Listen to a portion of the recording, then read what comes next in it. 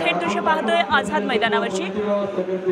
विचार करते की माझा नाव तुमच्यापर्यंत पोहोचावं म्हणून, तसंच आपल्या प्रत्येक भाविक घेऊन येणारा सुद्धा त्याची भावना तीच आहे की आपण केलेलं काम हे हाताचं ते हाताला माहीत होऊ नये।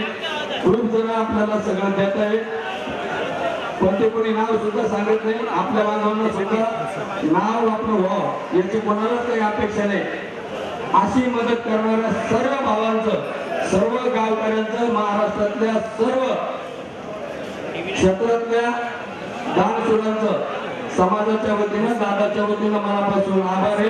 कोणाचं नाव घेतलं असेल, नसलं नाही घेतलं असेल तरी आझाद मैदानावर काय नेमक्या हालचाली सुरू आहेत ते आपण दाखवतोय। आणि या ठिकाणी आता पोलीस अधिकारी आलेले आहेत आणि तिथे जे मुख्य कार्यकर्ते आहेत या आंदोलनामधले त्यांच्याशी संवाद साधताना दिसत आहेत। त्यामुळे काय नेमक्या सगळ्या सूचना त्या ठिकाणी दिल्या जातात हे सुद्धा बघणं महत्त्वाचं ठरणार आहे। ही दोन महत्त्वाची दृश्य सध्या मुंबईतली आझाद मैदानामध्ये ज्या ठिकाणी मनोज जरांगे यांचं उपोषण सुरू आहे, आजपासून पाणी सोडण्याचा सुद्धा त्यांनी निर्धार केला आणि त्या दृष्टीनं निर्जळी उपोषण आता त्यांचं सुरू झालेलं आहे। आणि त्यांच्या उपोषणाला पाठिंबा देण्यासाठी मोठ्या संख्येनं मराठा आंदोलनकर्ते आज पहाटेपासून आझाद मैदानामध्ये आहेत। त्यामुळे आंदोलनाची तीव्रता आज आणखी वाढेल असं सध्याचं तरी चित्र दिसतंय। आजचा दिवस हा कशा पद्धतीने पुढे जातोय, आजचा दिवस हा तोडग्याचा असेल का की काही वेगळ्या निर्णायक वळणाचा असेल हे ठरवणार आहे। त्यामुळे आजच्या दिवसभरात या सगळ्या घडामोडींवर आपलं लक्ष असणार आहे। आणि दुसरीकडची दृश्य ज्या ठिकाणी हजारो मुंबईकर आपला प्रवास संपवतात या स्टेशनवर, तो म्हणजे सीएसएमटी रेल्वे स्थानक। मोठ्या प्रमाणामध्ये मराठा आंदोलन करते सीएसएमटी रेल्वे स्थानकावर हलगी नाद करतात, नृत्य करतात। खरं तर हीच वेळ असते ज्यावेळी मुंबईकरांना एक मिनिटाचा सुद्धा, एक सेकंदाचा सुद्धा वेळ नसतो। पटापट पुढे जाऊन आपलं वाहन मिळवत आपलं कार्यालय गाठायचं असतं, कामाला सुरुवात करायची असते। खरं तर ज्या मुंबई शहराचं वर्णन केलं जातं, घड्याच्या काट्यावर चालणारी मुंबई, ती मुंबई आज मात्र तशी दिसत नाहीये। मराठा आंदोलन करताना संपूर्ण हा परिसर व्यापलेला पाहायला मिळतोय।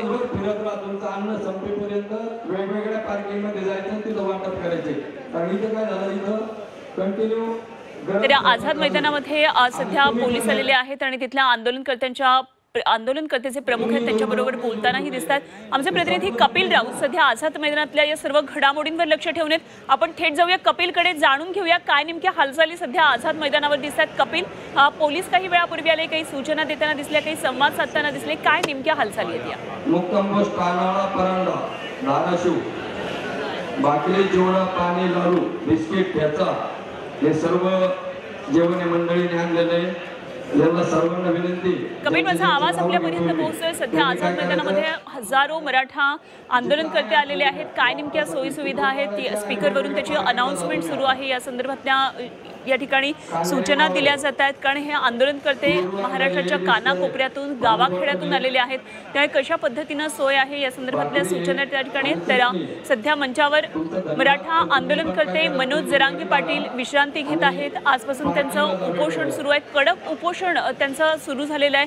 29 तारखेपासून उपोषण जरी झालेलं असलं तरी आजपासून निर्जळी उपोषण असणार आहे। पाणी सोडण्याचा त्यांनी निर्धार व्यक्त केलाय। त्यांची विश्रांती सध्या सुरू असलेली आपल्याला मंचावर दिसते।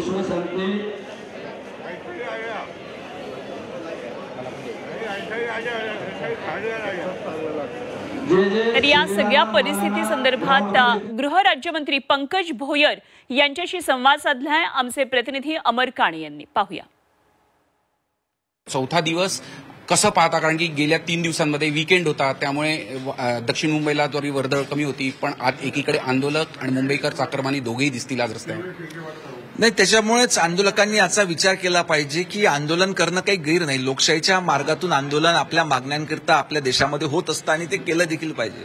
परंतु हे आंदोलन होत असताना आपल्या देशातल्या, आपल्या राज्यातल्या, आपल्या गावातल्या सर्वसामान्य लोकांना याचा कुठे त्रास होतोय का, याचा देखील विचार त्या ठिकाणी सर्वसामान्य लोकांचा विचार आंदोलकांनी केला पाहिजे। सगळ्यात महत्त्वाचं, गेल्या 4 दिवसापासून आंदोलन सुरू आहे, अनेक सरकारचे मंत्री भेटायला जात आहे मराठा आंदोलकांना। दुसरीकडे ओबीसी आंदोलक आहे, त्यांचंही एक म्हणणं आहे की आम्हाला परत एकदा लेखी आश्वासन हवं। सरकारकडून कोणी भेटायला जाणार? ओबीसी आरक्षणाबद्दल सरकारची भूमिका ठाम आहे। त्या ठिकाणी आपण बघितलं असेल तर राज्याचे मुख्यमंत्री सन्मान्य देवेंद्र फडणवीस साहेब असो किंवा महसूल मंत्री सन्मान्य चंद्रशेखरजी बावनकुळे यांनी स्पष्ट केलं आहे की ओबीसी समाजाच्या आरक्षणाला कुठलाही धक्का न लावता ओबीसी असो किंवा इतर कुठल्याही समाजाच्या आरक्षणाला कुठलाही धक्का न लावता मराठा समाजाला आरक्षण कसं देता येईल याचा विचार त्या ठिकाणी सुरू आहे. पण लेखी आश्वासन परत एकदा मागतात, त्याचे कोणी भेट घेणार सरकारकडून?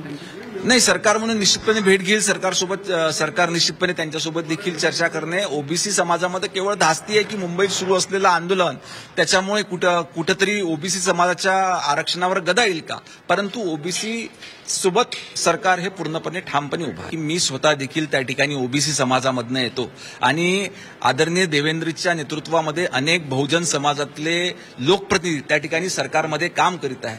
निश्चितपणे ओबीसी समाजाला कुठेही धक्का न लागता त्या ठिकाणी मराठा समाजाला आरक्षण देण्याची भूमिका आदरणीय देवेंद्र फडणवीस सरकारची त्या ठिकाणी आहे. तर पंकज भोयर आपल्यासोबत होते. ओबीसीच्या आरक्षणाला धक्का न लागता स्वतंत्रपणे मराठा समाजाला आरक्षण देण्यासाठी आम्ही प्रयत्नरत असल्याचं त्यांनी सांगितलं. झी मीडियासाठी व्हिडिओ जर्नलिस्ट रत्नशील सातपुतेसह अमर काणे, नागपूर.